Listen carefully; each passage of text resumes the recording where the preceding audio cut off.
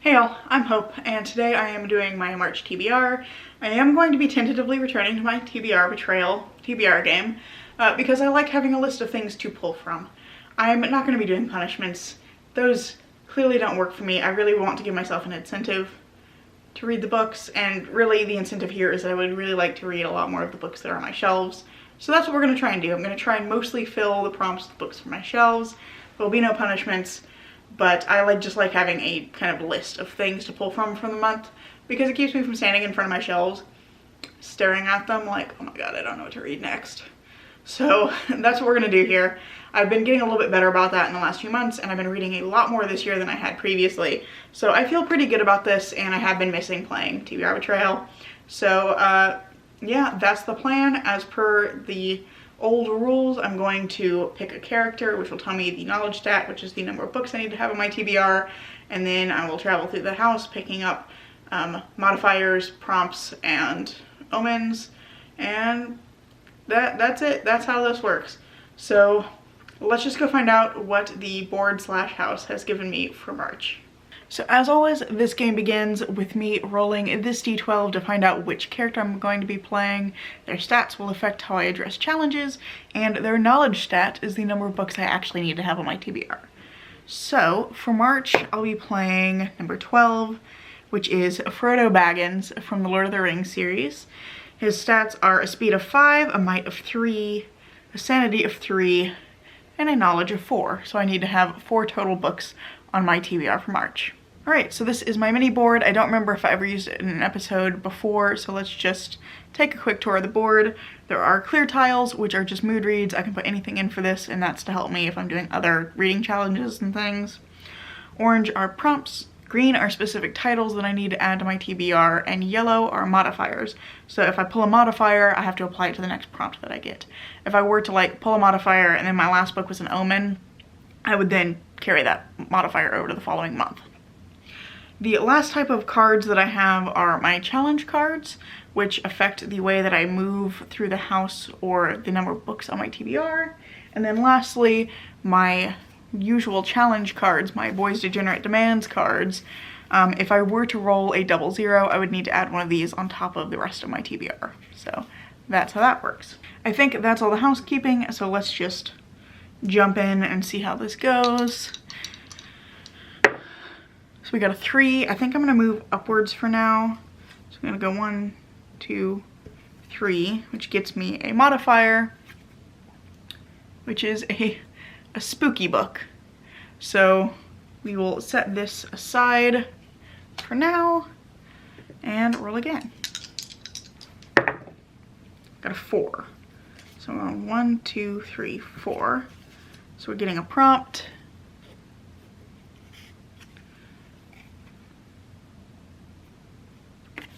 Okay, so this is a borrowed book. So I'll need to pick a spooky borrowed book. First things first, we got spooky and borrowed. So this actually works really well for me because I need to read Sorrowland by River Solomon, and my library hold on that it actually came in and then I delayed it because I didn't have time to read it right when it came in. But this is a horror fantasy hybrid book following a young pregnant woman who, I believe she escapes a cult compound and runs into the woods to give birth. And then after that, her body begins to change and she has to reckon with the outside world, both that of the cult and the world that the cult was kind of breaking away from, in order to try and create a better future for her children. That is my understanding of what this book is about. I might be kind of wrong about that, I'm not certain, but I think I've just said this, but it's for my Goodreads Choice kind of ongoing reading project I'm doing, and I'm looking forward to this one. I've heard some good things about it. I got a chance to hear the author speak last summer during a panel that was live streamed for a local literary festival. So that was really fun, and that really got my attention and made me want to pick up this book because the things that they had to say about the book and the cult in the book was really interesting. So I'm excited to pick this one up, and I'm excited that I managed to kind of slip this one in here right at the beginning. Okay, now rolling for book number 2. Got a 2, so we're gonna go 1, 2, and that's a mood read slot. So that's very exciting because I can put anything I need to put in there. Up next, I got mood read, and I can pick this anytime during the month. That's one nice thing about those, is they give me a little extra flexibility. but I suspect that this will either end up being She Who Became the Sun, which has been every TBR this year. I think I've mentioned this over every TBR. I've never gotten to it. So it'll either be that or it'll be Strange Practice by Vivian Shaw. So this is an epic fantasy set in China in the 1300s, and this one is a kind of modern London urban fantasy. I'm really excited about both of these. This one is another Goodreads choice book I need to get to, and this one is my book for the BookTube Spin number 5. I've so far never successfully read a book for BookTube Spin, so I'd really like to get to this one, and also this seems like it's just going to be right up my alley. I'm currently reading a different kind of modern day or near future urban fantasy set in Edinburgh, so I think I'm kind of going to be in the mood for that because I'm really enjoying that one. So one of these, whichever one I read first, that'll be the mood read probably. Book number 3, let's go. Another 4, so 1, 2, 3, 4. We got a prompt. Whoops. You saw that one, so let's just put that back in there. Continue a series. And the third thing that we got was continue a series, and I'm gonna read Way of the House Husband Volume 3 by Kosuke Ono, which is a manga about this guy named Tatsu who used to be a very intimidating, legendary Yakuza known as the Immortal Dragon, but he has since retired from the Yakuza to become a house husband. And he does very everyday things in very sinister and ominous ways, but he's really just like a normal dude other than the fact that he's really sinister and ominous. So I really enjoy these. This is just a really fun series, and I like using these as kind of a palette cleanser between other things. So I'm excited to continue in the series. I have Volume 3 and Volume 4 sitting aside, and I'm really looking forward to picking this one up. All right, rolling for book number 4. I got a 2. Let's see. 1, 2. Got another prompt. Most recent purchase. And the very last prompt we got was most recent purchase. And for this one, actually, still need to take the receipt out because I literally just bought it today.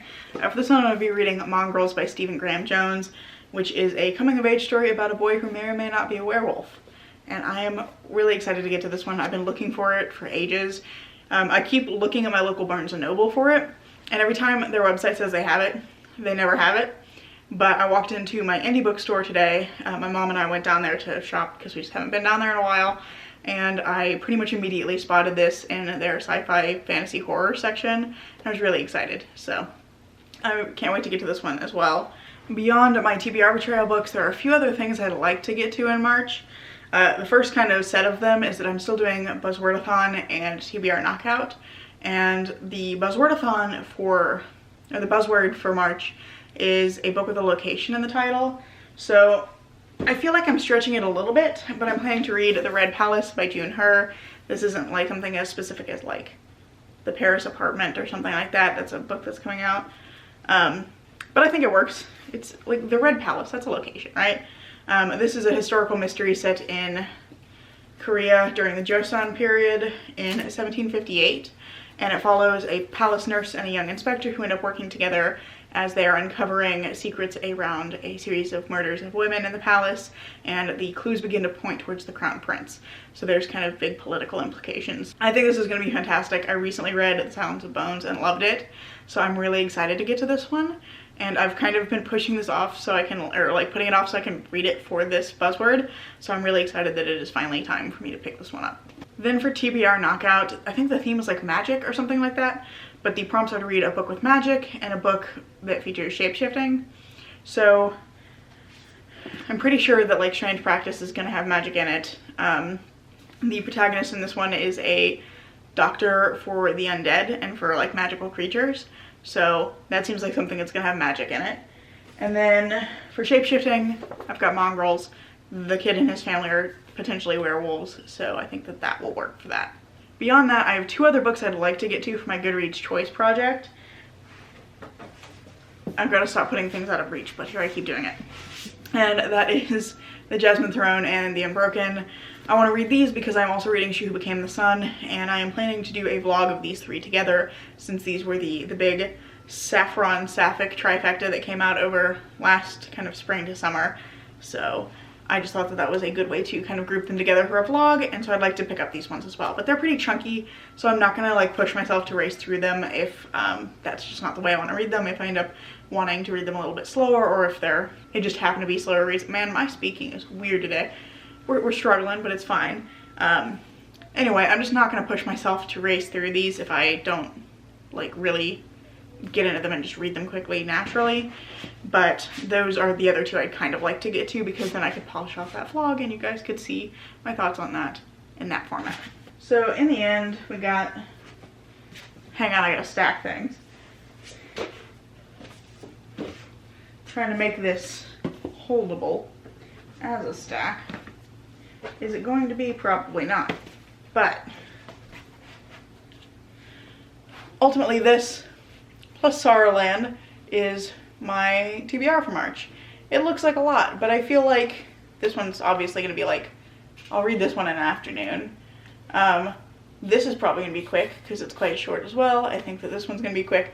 So I'm not actually that worried about it. I think that all of these are going to be really good. For the Saffron Sapphic Trifecta, my friend has read all three of them already, and she really enjoyed Jasmine Throne and She Became the Sun and said that she thought I would, so I'm pretty much guaranteed to like those. I'm not sure what to expect with the Unbroken, but overall I'm really pleased with this TBR. I think this is going to be a really good month. It is pretty fantasy heavy, but I am glad I was able to fit in like some manga and the Red Palace and some stuff like that to break it up, and I gotta say I'm looking forward to March. But that's all I have for you today. Let's try not to drop this. And if you like this video, I hope you'll consider giving it a like and maybe even subscribing to see what comes next. I'm currently posting every Saturday, so there is new content coming soon. And I just want to say thank you so much for watching, and I hope to see you in the next one. Bye.